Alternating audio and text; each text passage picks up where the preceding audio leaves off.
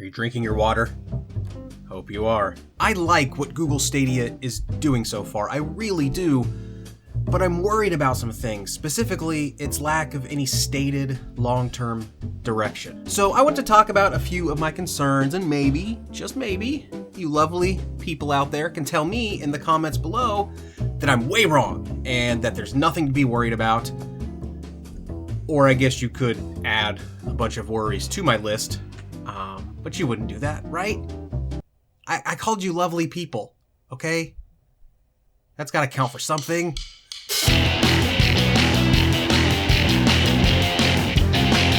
Before I go any further, please consider clicking the red subscribe button below and clicking the bell notification icon to ensure that you don't miss future videos. Now, the beginning of this video will seem maybe pretty down on Stadia, but stick around. This video does end with some positive notes. And remember, I like Stadia. I've said so many times on this channel. There, and I can't really see the screen I'm pointing out, so I'm gonna guess like there-ish. That video's right in my face, isn't it? Yeah, it's right in my face. So, I'm concerned about plenty of things. I'm concerned that Google isn't aggressively promoting Stadia. I'm concerned that many of the biggest games publishers aren't supporting Stadia enough. I'm concerned that people who really want to try Stadia cannot, either because of internet infrastructure limitations or because Stadia simply hasn't rolled out to those users' home countries yet. And the reason I'm concerned about all of these things is because Stadia hasn't given me a reason to not be concerned. That sounds weird, I know. So let me unpack that last statement a bit. I'm concerned because Google hasn't given me a reason to not be concerned. This statement has a lot to do with lack of communication from Google regarding Stadia.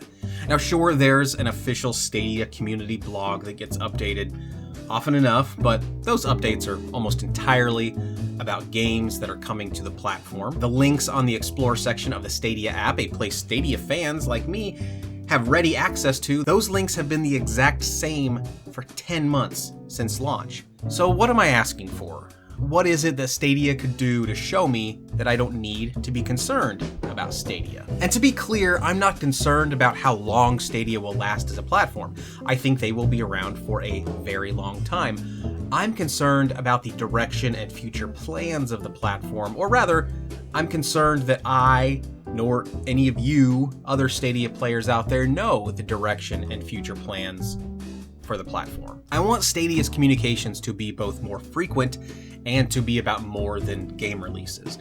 I want Stadia to do a better job of telling us what Stadia stands for. See, I'm concerned that maybe Stadia doesn't actually know what Stadia stands for, which is why Stadia can't tell us the direction and future plans for the platform. Simon Sinek is an author whose book, Start With Why, has a simple yet effective premise that Stadia could learn from.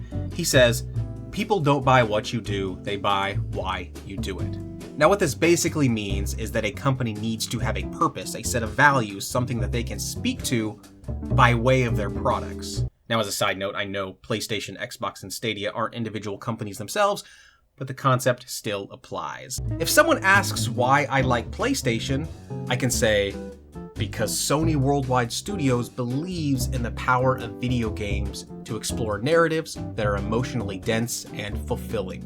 Now, if someone asks me why I like Nintendo Switch, I can say, because Nintendo believes in giving players access to fun, colorful worlds that encourage exploration through finely tuned, easy to understand game mechanics. Now, if someone asks why I like Stadia, all I can really do is throw out a mishmash of various features that make Stadia pretty cool. I could say the technology is pretty cool.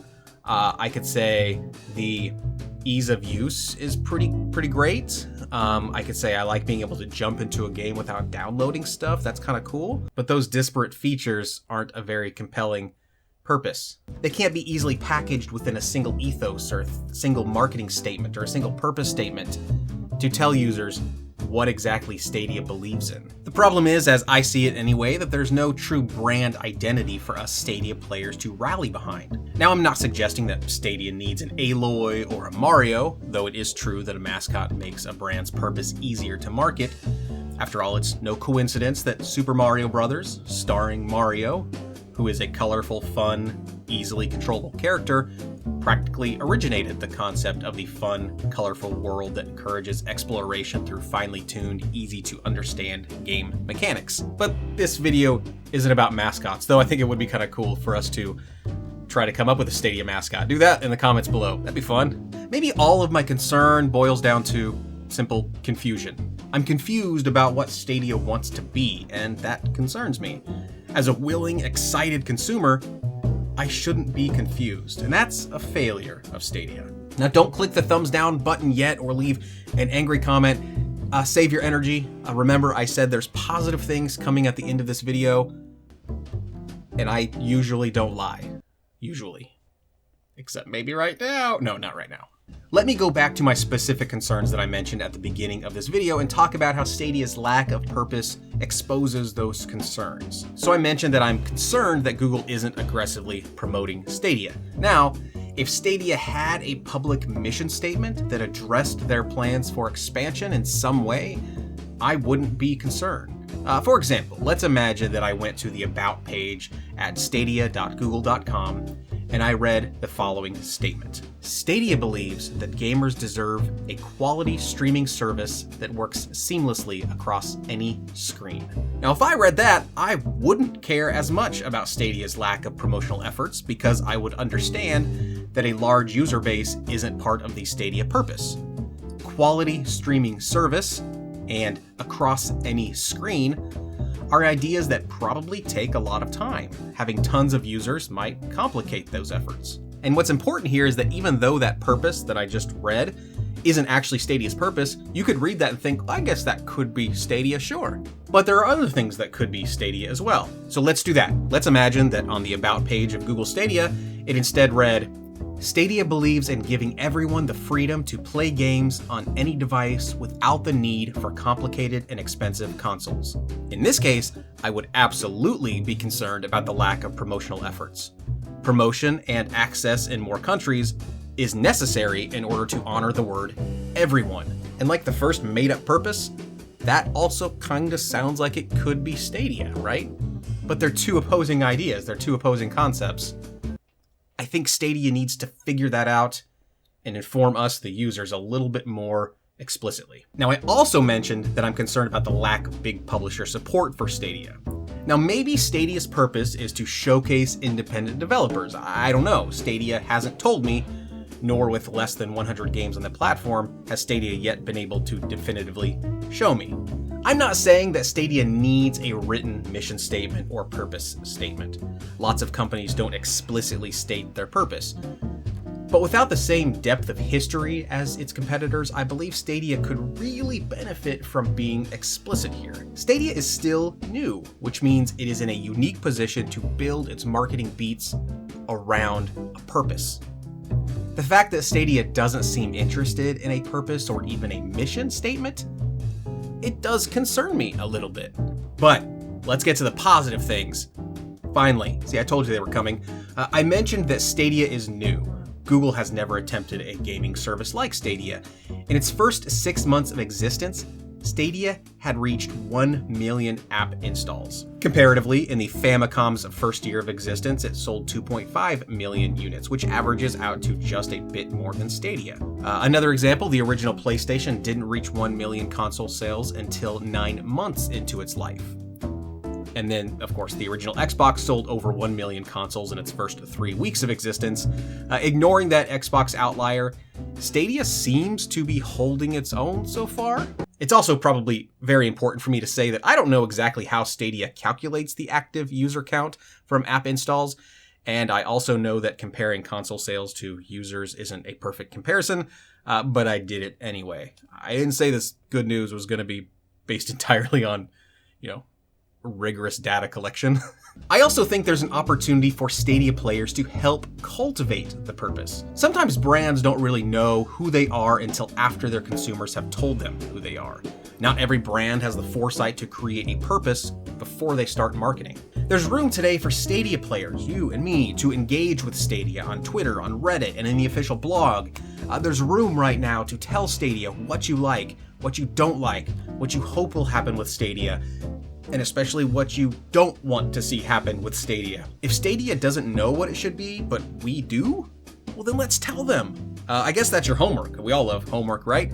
Tell Stadia what you want Stadia to be. Now, I understand there's probably a lot of you out there saying that you don't need Stadia to have an identity or to articulate a purpose, that the service is cool enough as it is, to which I say, that's great. The current version of Stadia is also what keeps me subscribed to Stadia Pro, and it's what keeps me playing games on Stadia today. But I would argue that without a clear identity or a clear sense of purpose, without a transparent map of the future, you and we won't stick around forever. And definitely not as long as Stadia needs us to stick around. Here's another way to think about it. There have been bands that you used to like, or shows that you used to watch that you no longer care about. And I'm sure you've claimed, as I have, that certain TV shows got bad after the first few seasons, or that entries in a movie series after the first couple were bad. And the reason you fell away from those things might be related to this idea of purpose. You know, maybe the show lost its lead writer and therefore lost that flame that kept the purpose lit. Maybe the movies got a new director that didn't really understand what made the series so important to fans, right? Maybe the members of your favorite band changed, so the sound changed, the ethos changed, so you stopped caring. Stadia players have a chance to be the director, to be the front person of the band, to be the lead actor. We can help Stadia find its purpose. So maybe let's start now, right? Do you have a mission statement or a purpose statement idea for Stadia? Put it in the comments section below. Maybe I'll do a future video and highlight the ones that I like the most. Thank you so much for watching this video. Tell me in the comments below what you think about the state and future direction of Stadia. Do you share any of the same concerns? Am I overreacting? Do you have different concerns? Do you have no concerns? And if you don't have any concerns, tell me why, because I want to live in your head. If you've got this far into the video, you obviously like it, right? So why not click the like button, subscribe if you haven't, and click the bell notification icon to ensure that you don't miss future videos. And once again, drink some damn water.